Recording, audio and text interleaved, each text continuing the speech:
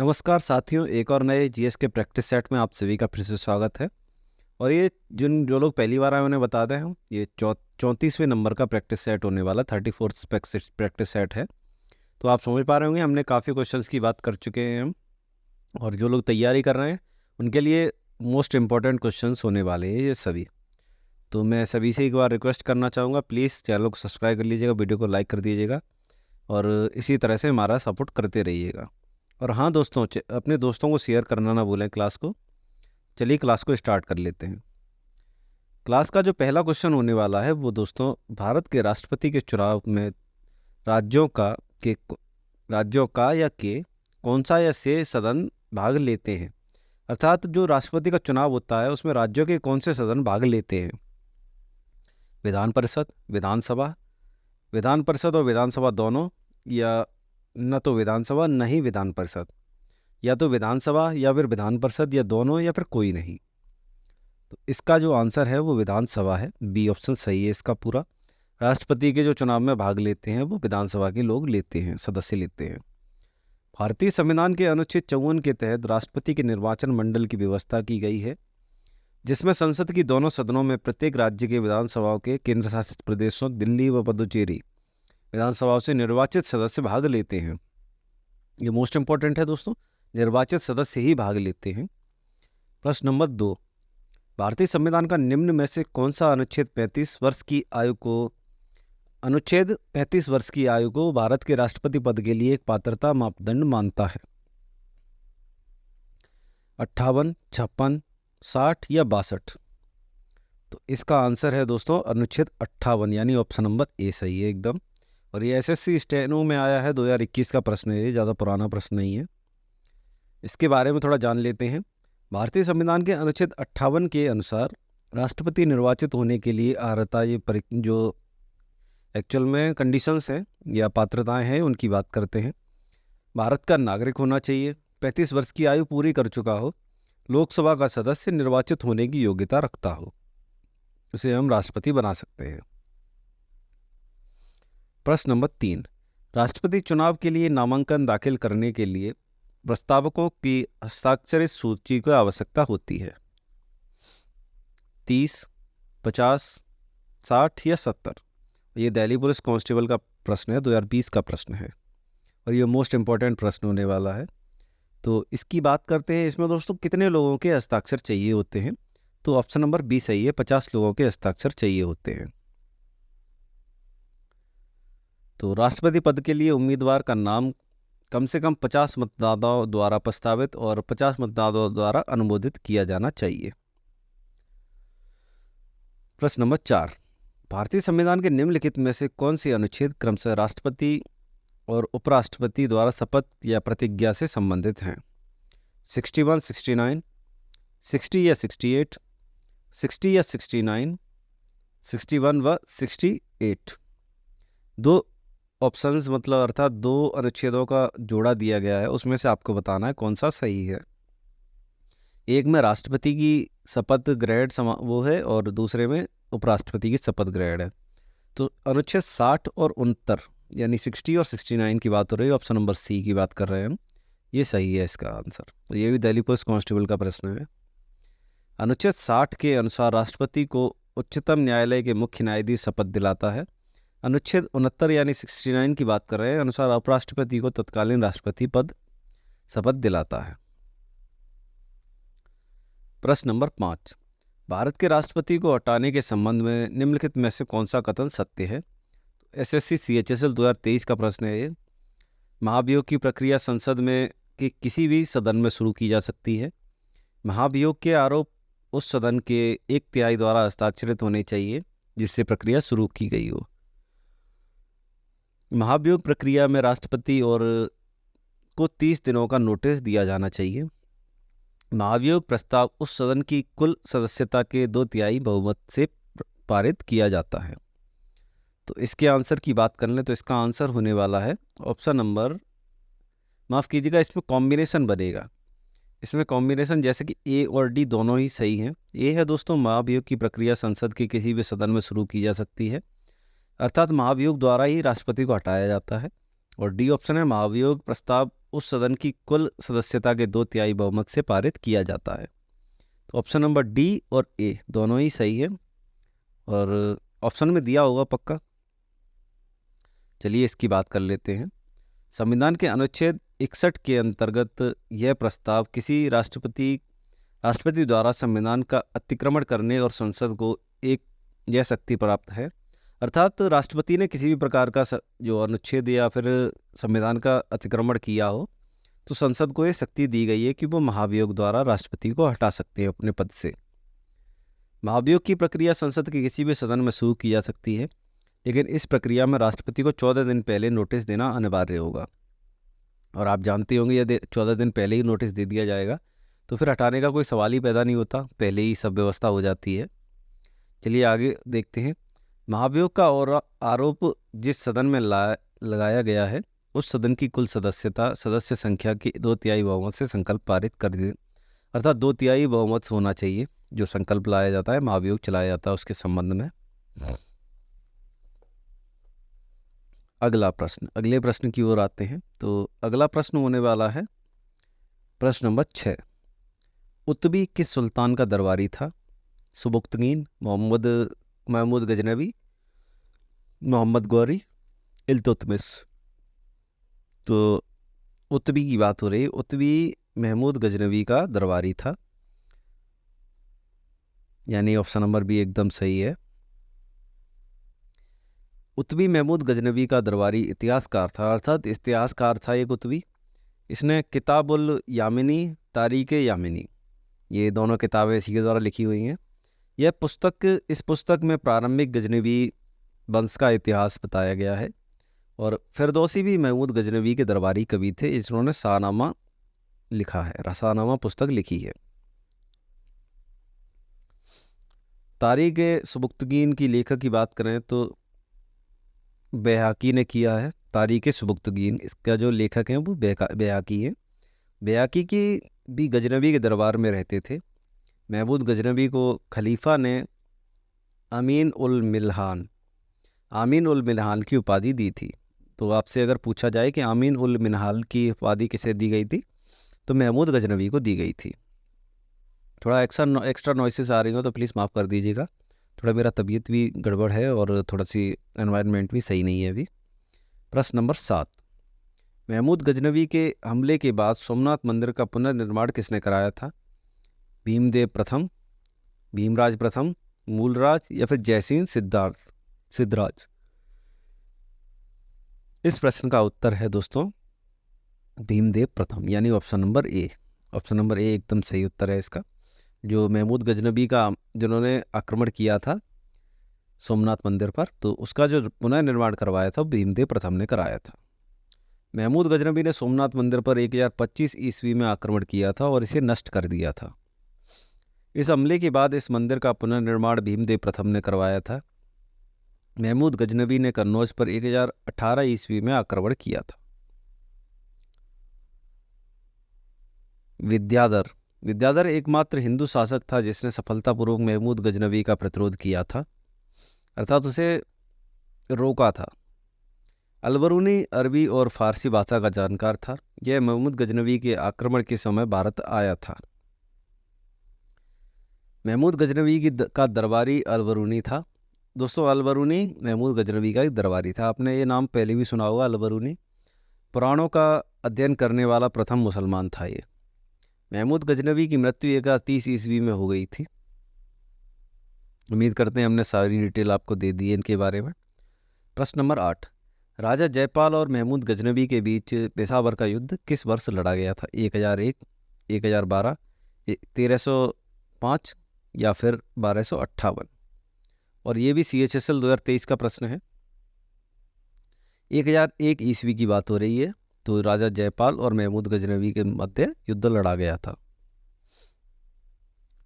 महमूद गजनवी और हिंदू शासक जयपाल के बीच पेशावर का युद्ध 1001 ईस्वी में लड़ा गया था। इस युद्ध में राजा जयपाल की पराजय हुई थी। इस पराजय को जयपाल सहन नहीं कर सका और उसने आत्महत्या कर ली थी। प्रश्न नंबर 9। 1025 ईस्वी में किस तुर्की आक्रमणकारी ने सोमनाथ मंदिर पर आक्रमण किया और उस मंदिर को लूट लिया था? जस्ट अभी पढ़ के आए हम, MTS 2023 का प्रश्न है। मोहम्मद बिन तुगलक, महमूद बिन कासिम, मोहम्मद गौरी या फिर महमूद गजनवी? इसका भी अगर आंसर आपको बताना पड़ेगा तो मेरे हिसाब से बहुत ज़्यादा सोचने वाली बात है, क्योंकि दोस्तों हम तब से इसी शासक के बारे में जानकारी ले रहे हैं हर तरह से। महमूद गजनवी इसका सही उत्तर है। 1025 ईस्वी में तुर्क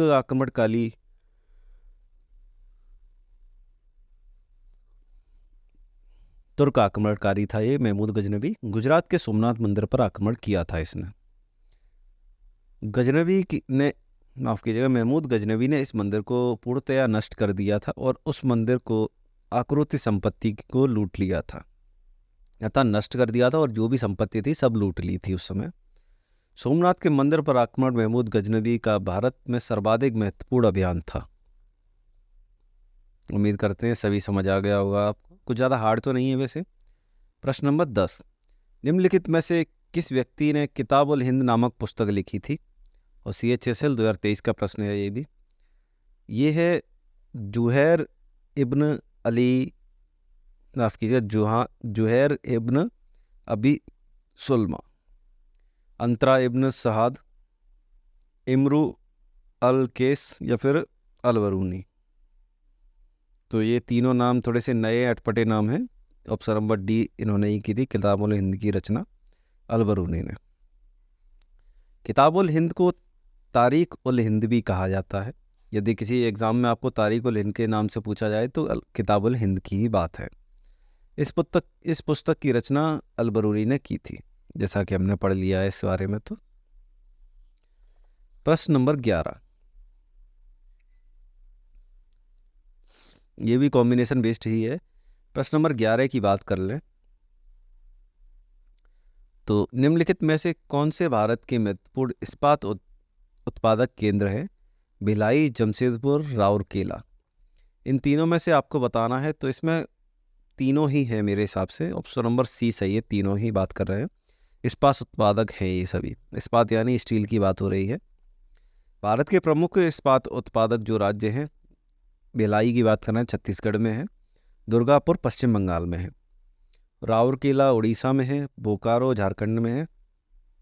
जमशेदपुर झारखंड में है। भद्रावती कर्नाटक में है। बर्नपुर पश्चिम बंगाल में है और सलेम तमिलनाडु में है। ये सभी जो प्रमुख इस्पात उत्पादक केंद्र हैं भारत में, सभी की बात कर ली हमने। भारत दुनिया में कच्चे इस्पात का दूसरा सबसे बड़ा उत्पादक है, ये भी एक पॉइंट है। प्रश्न नंबर 12, निम्नलिखित में से कौन सा राज्य नेपाल के साथ सीमा साझा नहीं करता है?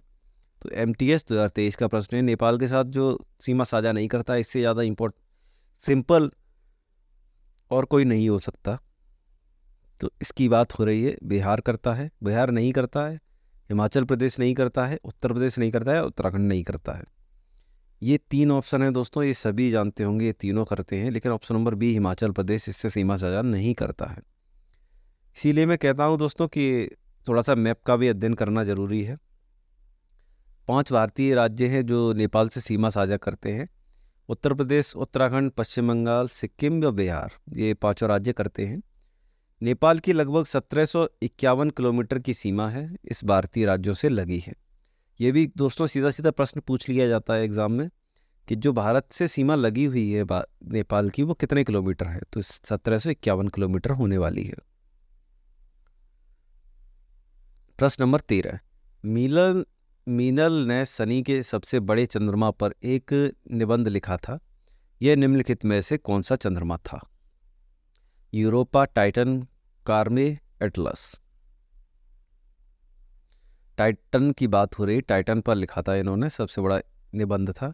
MTS 2023 का प्रश्न है ये भी।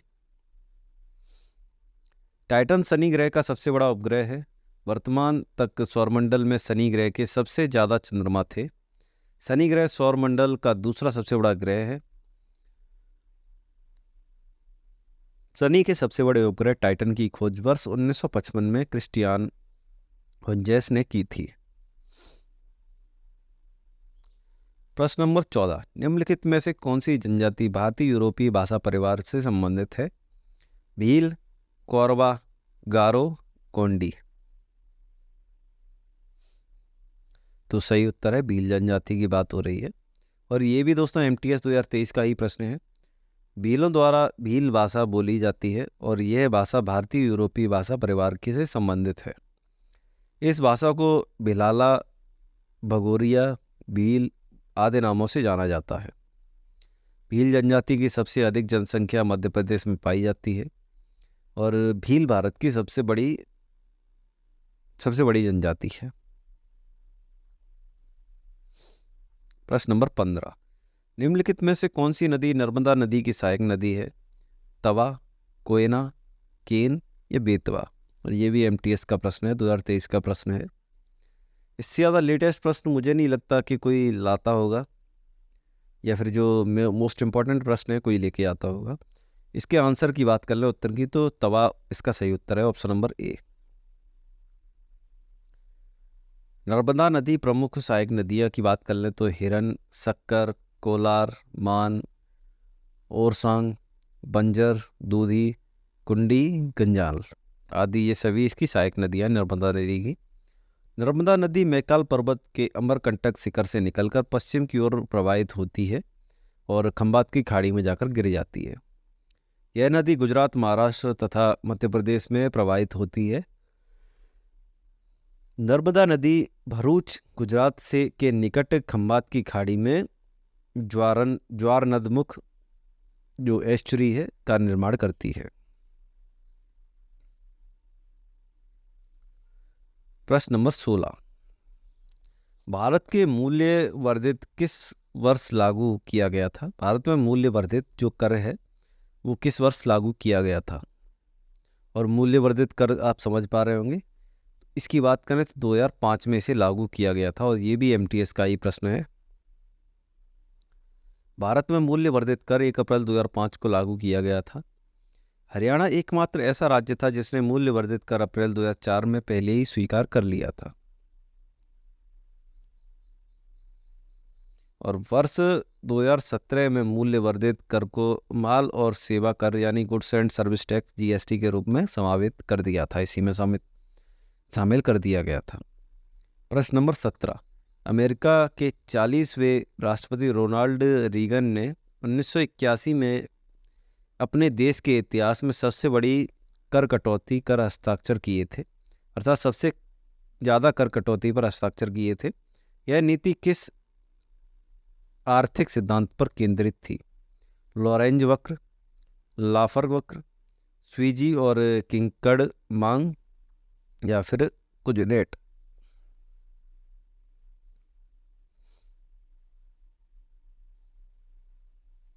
इसकी बात कर लें तो ऑप्शन नंबर बी सही है, लाफर वक्र पर यह आधारित थी। इसकी ऑप्शंस की थोड़ी डिटेल में बात कर लें तो अमेरिका के 40वें राष्ट्रपति दोस्तों रोनाल्ड रीगन थे और ये भी एक आपके लिए हो गया प्रश्न। और इन्होंने 1981 में देश के इतिहास का सबसे बड़ी कटौती की थी कर में, और लाफर वक्र का आर्थिक सिद्धांत इसके आसपास केंद्रित था। कुजनेट वक्र की बात कर लें तो यह असमानता और विकास के बीच संबंध को दर्शाता है।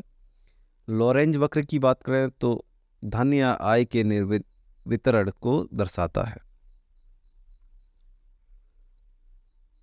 ये है कंकड़ मांग वक्र बात कर लें, क्रिंकड़ मांग है जो जब मांग वक्र एक सीधी रेखा में नहीं होता तब यह वक्र होता है।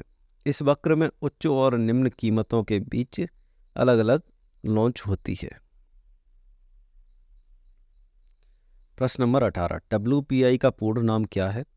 Wholesale product index, wholesale price index, world product index या फिर होलसेल प्राइस इंफॉर्मेशन। तो इसका आंसर है एकदम सही जो आंसर है वो ऑप्शन नंबर बी है, होलसेल प्राइस इंडेक्स।